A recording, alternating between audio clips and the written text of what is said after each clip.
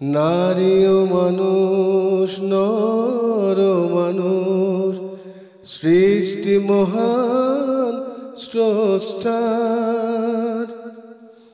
কর্মগুণে আমরা মানুষ, নেই তো কোনো অহংকার। আসসালামু আলাইকুম প্রিয় দর্শক, সবাইকে স্বাগত শুভেচ্ছা জানিয়ে শুরু করছি এনটিভির নিয়মিত পাক্ষিক আয়োজন লাভেলা নিবেদিত মহিলাঙ্গন। দর্শক, আপনাদের সাথে আছি আমি মহসিনা শারমিন নিশাদ। শুরুতেই সময়ের প্রশ্ন, আর সময়ের প্রশ্নে আমাদের সাথে আছেন ডক্টর সালমা আইনি, বিশিষ্ট শিক্ষাবিদ। আসসালামু আলাইকুম রহমতুল্লাহি ওয়া বারাকাতুহু। আবার সময়ের প্রশ্নে প্রথমে সময় নিয়ে একটি প্রশ্ন করব। নারী ও মানুষ, নর ও মানুষ, এই যে সময়ের এত মূল্য, যে আমরা জানি যে পৃথিবী খুবই ক্ষণিকের জন্য আমরা এসেছি এবং এই ক্ষণিক সময় পরে আবার পৃথিবী ছেড়ে আমাদের চলে যেতে হবে, তো তার মানে প্রতিটা সময় আমাদের জন্য গুরুত্বপূর্ণ। জি, কিভাবে আমরা এই সময়ের যে আসলে সঠিক ব্যবহার সেটি করতে পারি? বিসমিল্লাহির রহমানির রহিম। সময়ের মূল্য এমন একটি জিনিস যেটি কিনা ছোটবেলা থেকেই আমরা সাধারণত দেখা যায় যে কেউ না কেউ বলেই থাকেন যে সময়ের মূল্য সময় হলে বুঝতে পারবে। বিশেষ করে মুরব্বীরা এটা আমাদেরকে মনে করিয়ে দেন। আসলে সময়ের মূল্যটি তখনই বোঝা যায় যখন এটি খুব সচেতনভাবে আমরা ব্যবহার করি এবং প্রতিটি মুহূর্তের সদ্ব্যবহার করি। কেননা আমাদের জীবন তো একটি নির্দিষ্ট সীমা বা গণ্ডির মধ্যে আবদ্ধ রয়েছে এবং এর শুরুটা হয়তো বা নানা রকমের লক্ষণ থেকে আমরা ধরে নিতে পারি। যখন একজন শিশু যখন দুনিয়ায় আসার প্রস্তুতি আল্লাহ তাআলা তাকে গ্রহণ করান, তখন থেকে একটু টের পাওয়া যায় যে একজন শিশু আসছেন, সময়টি শুরু হচ্ছে। মানে সময় এমন একটি জিনিস যা কিনা শুরুটা বোঝা যাচ্ছে, কিন্তু ভয়ঙ্করভাবে সত্য যে ব্যাপারটি সেটি হলো এর শেষটি কোথায় মানব জীবনে, এটি কোনো অবস্থাতেই জানা যায় না। অনেক সময় অনেক অসুস্থ ব্যক্তিকে যখন ডক্টর পরীক্ষা নিরীক্ষা করেন, তারা হয়তো বলে দেন যে তার সময় একেবারে কম, কিন্তু তারপরেও দেখা যায় তিনি বহু বছর আল্লাহ তাআলার দয়া এবং রহমতে দুনিয়ায় রয়ে গিয়েছেন।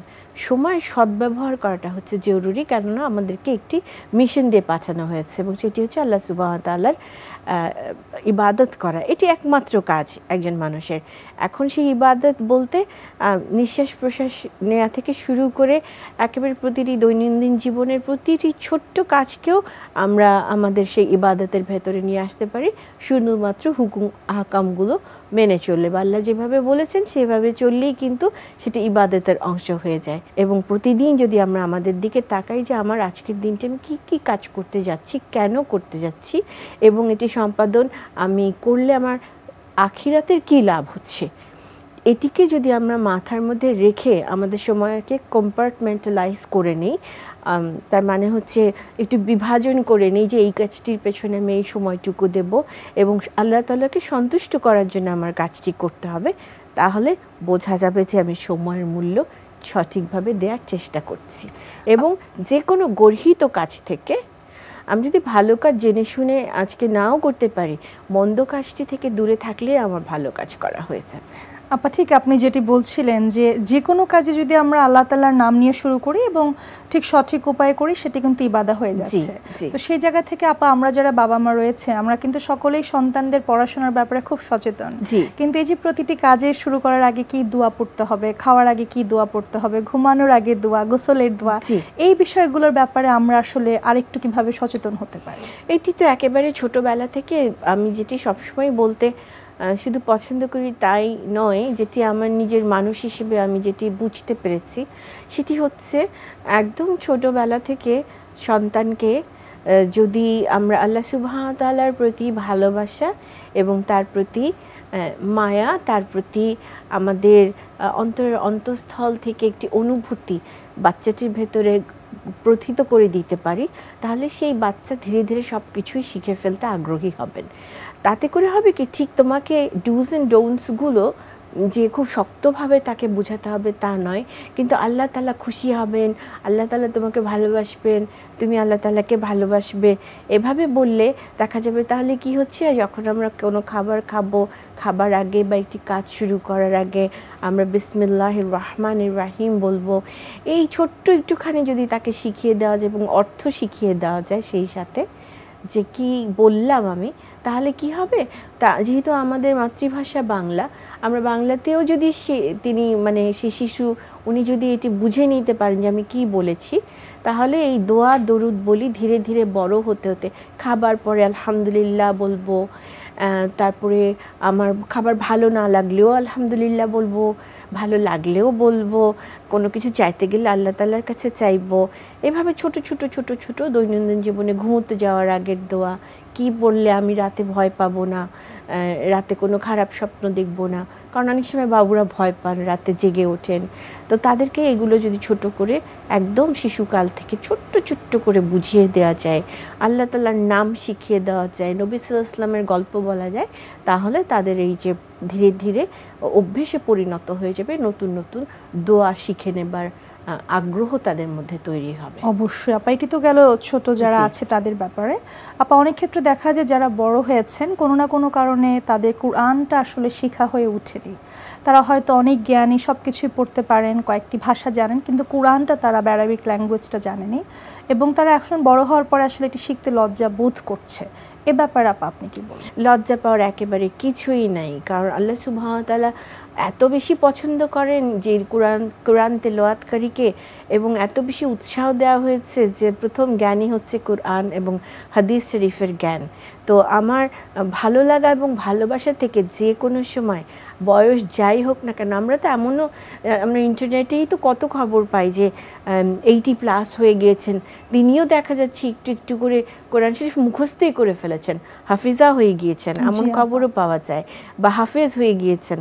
তো এখন আমাদের শুধু প্রয়োজন ইন্টারনেটের ব্যবহার, যদি আমরা তো সবাই করি কম বেশি, কাউকে না জানি লজ্জা যেহেতু লাগছে, যিনি আমার খুব ভালো বন্ধু আছেন যিনি ইসলামের জ্ঞান রাখেন, তাকে আমি সহজেই বলতে পারি যে আমার এই দিকটি আমি উন্নতি করতে যাচ্ছি। প্রচুর গ্রুপস রয়েছে যেখানে কিনা কোরআনের চর্চা করা হয়, অ্যারাবিক শেখানো হয়, অনেক বইপত্র পাওয়া যায়, মানে আমি হার্ড কপির কথা বলছি, সেটি বাসায় এনে নিজে নিজে চেষ্টা করা যায়। আর ইন্টারনেটে তো অজস্র কোর্স করানো হয়ে থাকে, সেখানে কেউ জানতেও পারবে না যে আমি ঘরে বসে কি করছি। লজ্জা দূর করে দিতে হবে, কারণ আমি কুরআনুল কারীম শিখবো হচ্ছে সর্বশ্রেষ্ঠ সবচেয়ে সুন্দর গ্রন্থটি আমি জানবো না সেটি কিভাবে হলো। আর আমার প্রতিটি উচ্চারণে, প্রতিটি আরবি হরফে আমি যখন পড়তে শুরু করব, যেই পরিমাণে সওয়াব, যেই পরিমাণে রহমত এবং বরকত আমার উপর আল্লাহ সুবহানাহু ওয়া তাআলা দিবেন, সেই আশা করে তার প্রতি ভালোবাসা দিয়ে আমি শুরু করে দিতে পারি। শুধু আল্লাহ তাআলার নাম নিয়ে এক্ষুনি শুরু করে দিলেই দেখা যাবে সফল কাম হয়েই যাবো ইনশাআল্লাহ তাআলা। ইনশাআল্লাহ। আপা আমরা যদি আমাদের যারা আদর্শ রয়েছেন, নবী রাসূল এবং মহিলা সাহাবাগণ যারা যারাই রয়েছেন, আমরা দেখেছি প্রত্যেকের জীবনেই কিন্তু অনেক কঠিন সময় ছিল যেগুলো মাধ্যমে তাদেরকে পরীক্ষা করা হয়েছে এবং তারা কিন্তু সেগুলোতে উত্তীর্ণ হয়েছেন। কিন্তু আমরা যদি আমাদের দিকে তাকাই তবে দেখা যাবে আমরা কিন্তু অল্পতেই ভেঙে পড়ি, আমরা দিশেহারা হয়ে যাই, আমরা আশাহত হয়ে যাই। তো সেই জায়গা থেকে মানসিক শক্তি যদি আমরা বজায় রাখতে চাই, কি করণীয় আপা? নবী রাসূলদের কথা বলতে গেলে হচ্ছে যে ওনারা এমন কোনো দুঃখ কষ্ট নাই যা দ্বারা তাদেরকে পরীক্ষা করা হয়নি। স্বজন হারানোর বেদনা থেকে শুরু করে ক্ষুধার তাড়না, মানে কোন কষ্ট উনি পান নাই। ওনাকে অবিশ্বাসী, ওনাকে মিথ্যেবাদী বলা হয়েছে, যিনি কিনা মানে পৃথিবীর সবচাইতে সত্যবাদী পুরুষ, সবচাইতে সত্যবাদী মানুষ, মানে অপমান, নিপীড়ন সব কিছু ওনার উপর হয়েছে, নবীদের উপরে এটি হবে। কেননা ওনাদের কাজই হচ্ছে আল্লাহ সুবহানাল্লাহু তাআলার বাণী সবার কাছে পৌঁছে দেওয়া। অত্যন্ত কঠিন একটি কাজ, ওনাদের উপর ওহী নাজিল হয় যেটি তারা মানব জাতির জন্য নিয়ে আসেন। কাজে ওনাদের পরীক্ষার কি বলবো ডেন্সিটিও সেরকম। আর আমাদের মতো সাধারণ মানুষের পরীক্ষা ওনাদের তুলনায় কিছুই না। কিন্তু কেন আমরা আশাহত হয়ে যাই, তার কারণ হচ্ছে আমরা প্রথমত সাধারণ, দ্বিতীয়ত হচ্ছে মানুষকে তো অস্থির চিত্ত করে বানানো হয়েছে, মানুষ সহজেই অস্থির হয়ে যায়, ভয় পেয়ে যায়। আর আমাদের ইমানের নিশ্চয়ই ঘাটতি রয়েছে। আমরা ইমানের চর্চা যত বেশি করব ইনশাআল্লাহ, তত বেশি আমরা প্রতিটি জিনিসকে মানে হয় কি, যখন একটি বিপদ আসে, সাধারণত বলে একটি বিপদের সাথে অনেকগুলো চলে আসে, তখন আমাদের চিন্তা শক্তি একটু নড়বড়ে হয়ে যায়, খুব মানে সঠিকভাবে গুছিয়ে আমরা চিন্তা করতে পারি না। কিন্তু যিনি ইমানদার, যিনি কিনা আল্লাহ সুবহানাহু ওয়া তাআলার উপর ভরসা করেন, মানে যার কথা হচ্ছে যে আল্লাহ সুবহানাহু ওয়া তাআলাই আমার জন্য যথেষ্ট, এই কথাটি যিনি মনে প্রাণে বিশ্বাস করেন, তাকে দেখবেন যে উনি অনেক শান্ত থাকেন। তার মানেই হচ্ছে যে ইমান যখন দৃঢ়ভাবে ইমানকে ধরে রাখার প্রচেষ্টা যত বাড়ানো যায়, তত আল্লাহ তাআলা সেখানে সাহায্য পাঠাতে থাকেন। অবশ্যই তিনি তো বলেছেন যে এক পায়ে গুলে আমি আরো দৌড়ে আসি আমার বান্দার দিকে। অবশ্যই অবশ্যই, সুবহানাল্লাহ। শুধু আমাদের এক পাটা এগোতে হবে আপা, শুধু আমাদের একটু সাহস করতে হবে। আল্লাহ সে কবুল করুন আমাদের। জি নিশ্চয়ই, ইনশাআল্লাহ। জি আপা, আপনাকে অনেক ধন্যবাদ আপা, এতগুলো প্রশ্নের এত সুন্দর করে উত্তরগুলো আমাদের দর্শকদের জানাবার জন্য। আলহামদুলিল্লাহ কাসিরা, সমস্ত প্রশংসা আল্লাহ সুবহানাল্লাহু তাআলার। নারী ও মানুষ, নর ও মানুষ, সৃষ্টি মহান স্রষ্টার। আমাদের এখনকার আয়োজন জীবন পরিক্রমা, যেখানে জীবনের সাথে ওতপ্রোতভাবে জড়িত বিভিন্ন বিষয়গুলো নিয়ে আমরা আলোচনা করে থাকি। নারী ও মানুষ, নর ও মানুষ, আর এই জীবনে প্রতিটি মানুষই সুখ এবং সফলতা পেতে চায়। আর সেই ধারাবাহিকতায় আমাদের আজকের আলোচনার বিষয় ইসলামের আলোকে সুখ এবং সফলতা। প্রিয় দর্শক, আমাদের মাঝে আছেন নিগার সুলতানা, শিক্ষাবিদ। আসসালামু আলাইকুম ওয়া রাহমাতুল্লাহ। আপা কেমন আছেন? আলহামদুলিল্লাহ আপা ভালো আছি, আপনি কেমন আছেন? আলহামদুলিল্লাহ আপা ভালো আছি। এবং একজন মানুষ হিসেবে প্রতিটি মানুষের মনের যে ইচ্ছে সেটি নিয়ে আজকে আমরা কথা বলবো। সেটি হচ্ছে প্রতিটি মানুষই চায় সুখী হতে এবং সফলতা পেতে। তো সেই জায়গা থেকে আপা প্রথমে জানতে চাইবো যে আসলে যে সুখ, এটি তো একটি অ্যাবস্ট্রাক্ট বিষয়, যেটি আসলে ধরা যায় না, ছোঁয়া যায় না, কিন্তু অনুভব করা যায়। তো এই বিষয়টি আসলে কি, কিভাবে আমরা পেতে পারি? প্রত্যেকটি মানুষ কিন্তু সুখ এবং সফলতার স্বাদ পেতে চায় এবং সবাই প্রত্যাশাও করে। জি, সবাই কিন্তু আমরা সুখী হতে চাই এবং সুখান্বেষী এবং সুখের কাঙাল। সবাই কিন্তু আমরা সুখটাকে সন্ধান করে বেড়াই, কিন্তু আসলে সুখটাকে আমরা দেখতেও পারি না, মানে ছুঁতেও পারি না।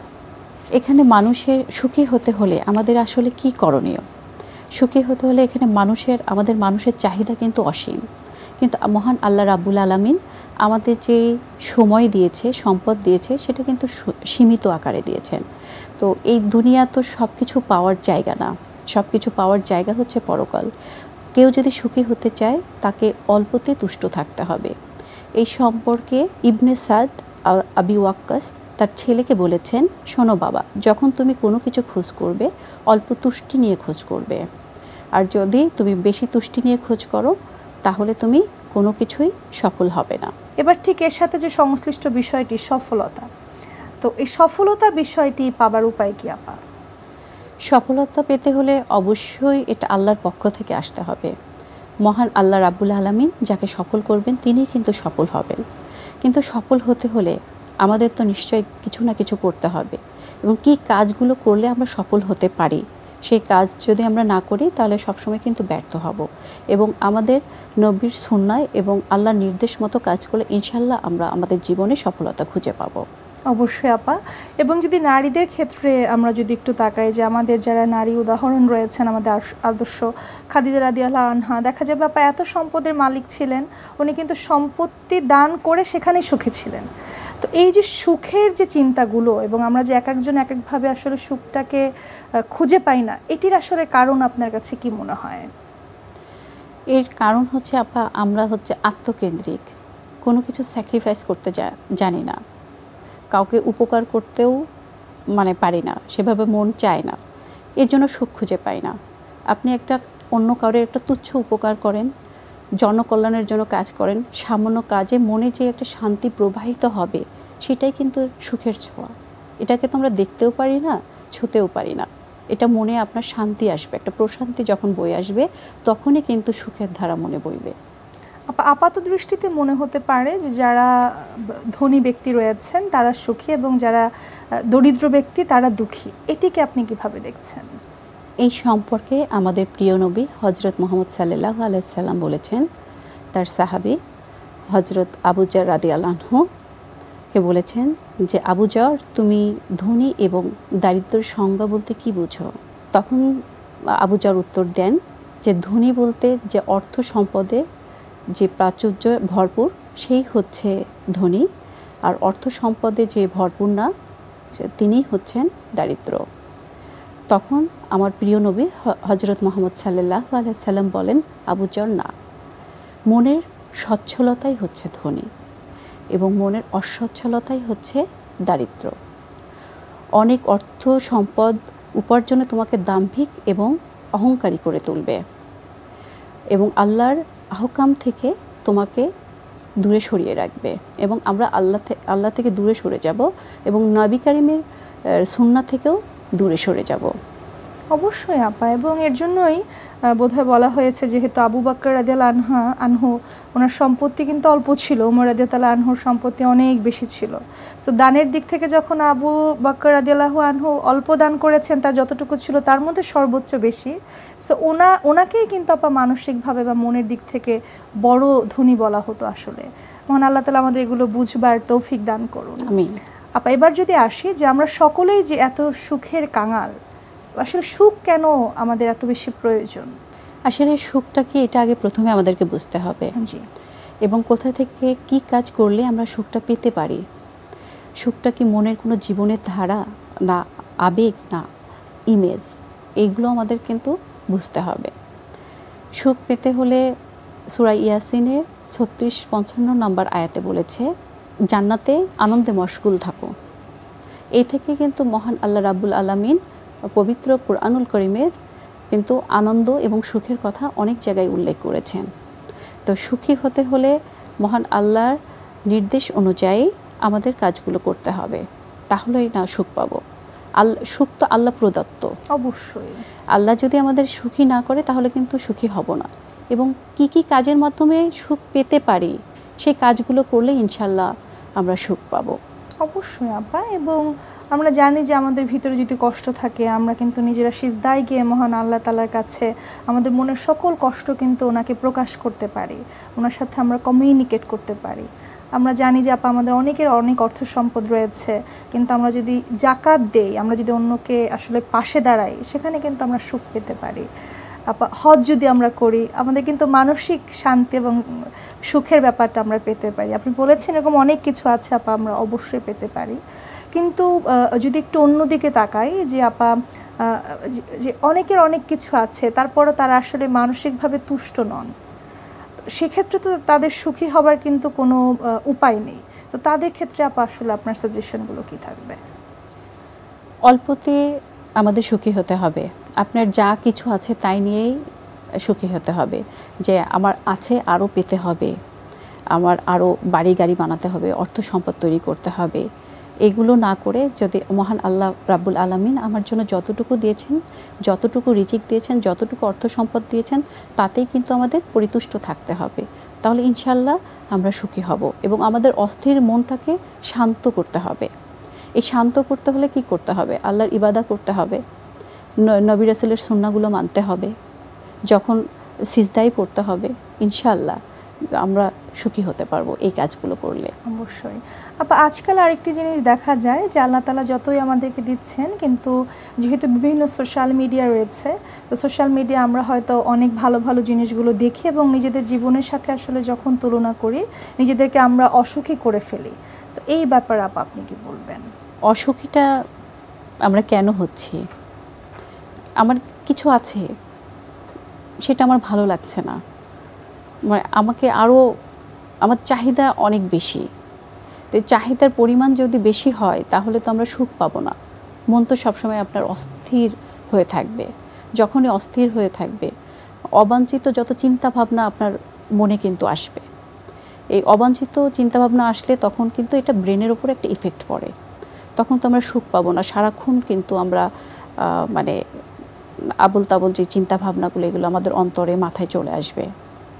তো এইগুলো থেকে আমাদের যেগুলো আছে যে সসীম সম্পদ সময় আছে, এই অল্প সময়কে, এই অল্প সম্পদকে কিভাবে কাজে লাগিয়ে আমাদের এই অল্প জীবনে এবং আল্লাহর ইবাদা করে কিভাবে আমরা সুখী হতে পারি, সেই পথগুলোই আমরা ইনশাল্লাহ বেছে নিব আমাদের জীবনকে সুখী জীবনযাপন করার জন্য। অবশ্যই আমরা বেশি করে ইস্তেগফার পড়তে পারি, আমরা লাহাওলা বারবার করে পড়তে পারি, হ্যাঁ, যেন আমাদেরকে অবশ্যই আল্লাহ তাআলা অবাঞ্ছিত আল্লাহর জিকিরগুলো ভিতরে করতে পারি। অবশ্যই আপা, এই যে আল্লাহর সাথে আপা একটি কানেকশন, এই কানেকশনটা আসলে তৈরি করতে পারলেই বোধহয় অবশ্যই সকল সমস্যার সমাধান সেখানে রয়েছে। আপা, সফল হতে হলে যেটি আপনি বলছিলেন যে অবশ্যই পরিশ্রমী হতে হবে, এবং ইসলামও কিন্তু সকলকে বলছে যে পরিশ্রম করতে, তোমরা যখনই সূর্যোদয় হবে তোমরা অবশ্যই জমিনে ছড়িয়ে পড়ার কথা বলছে কর্মক্ষেত্রের জন্য। তো এই যে মানে সফলতার যে উপায়গুলো বলে দেবার পরেও যখন আমরা মেনে চলছি না এবং যখন সফল হচ্ছি না, এবং সফল না হলে আবার আমরা কিন্তু আমরা আমাদের নিজেদের ভাগ্যকে দোষারোপ করছি, আল্লাহকে দোষারোপ করছি, বা আশেপাশে মানুষগুলোকে দোষারোপ করছি, এই ব্যাপারটিকে আপা কীভাবে দেখছেন? সফল হতে হলে আপা আমাদের দুনিয়ার যে বড় বড় আশাগুলো, যে রঙিন আশাগুলো, এগুলো কিন্তু ছেড়ে দিতে হবে। আমাদের ভাবতে হবে এই দুনিয়াটা কিন্তু চিরস্থায়ী না। আমি আজকে এই পৃথিবীতে বেঁচে আছি, কালকে নাও থাকতে পারি, এবং এই যতটুকু এই অল্প সময় আল্লাহ পাক আমার জন্য নির্ধারিত করেছেন, এই অল্প সময়ের মধ্যে কিভাবে সঠিকভাবে কাজ করলে আমি সফল হতে পারি, এই চিন্তাধারা আমাদের থাকতে হবে। এবং যেই কাজটা করব সেটা কিন্তু একটা দিক নির্দেশনা সহকারে কাজ করব। আমি কাজ করে গেলাম কিন্তু কোনো দিক নির্দেশনা নাই, তাহলে কিন্তু আমরা সফল হতে পারবো না। এবং সফলতা থাকতে হলে আপনার অবশ্যই কোনো কাজ করার জন্য আপনার একটা লক্ষ্য স্থির করতে হবে। কোনো লক্ষ্য ছাড়াও কিন্তু আমরা সফল হতে পারবো না। এবং কাজের ধারাবাহিকতা এবং মনে আত্মবিশ্বাস নিয়ে কাজ করতে হবে, তাহলে ইনশাআল্লাহ আমরা সফল হব। জি আপা, আমরা বিশ্বাস করি যে এই উপায়গুলো আপা আজকে আপনি বললেন, মহান আল্লাহ তাআলা আমাদেরকে সেই সুযোগ দান করুন যেন আমরা সকলেই আমাদের নিজের নিজের কর্মের মাধ্যমে অল্পে তুষ্ট হয়ে যে সুখ এবং সফলতা, এটি যেন আমরা অবশ্যই আদায় করে নিতে পারি আমাদের নিজেদের কাজের মাধ্যমে। আপনাকে অনেক ধন্যবাদ আপা। আপা, আপনাকে ধন্যবাদ এনটিভির এত সুন্দর আয়োজনে আমাকে আমন্ত্রণ করার জন্য। সবাইকে ধন্যবাদ। প্রিয় দর্শক, আপনারা এতক্ষণ দেখছেন লাভেলো নিবেদিত মহিলাঙ্গন।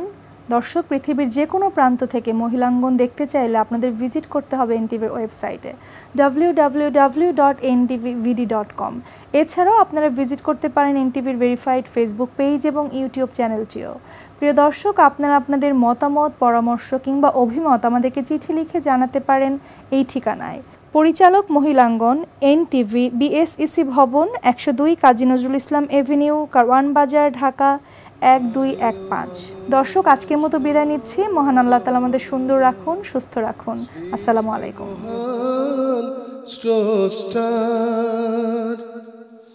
কর্মগুণে আমরা মানুষ, নেই তো কোনো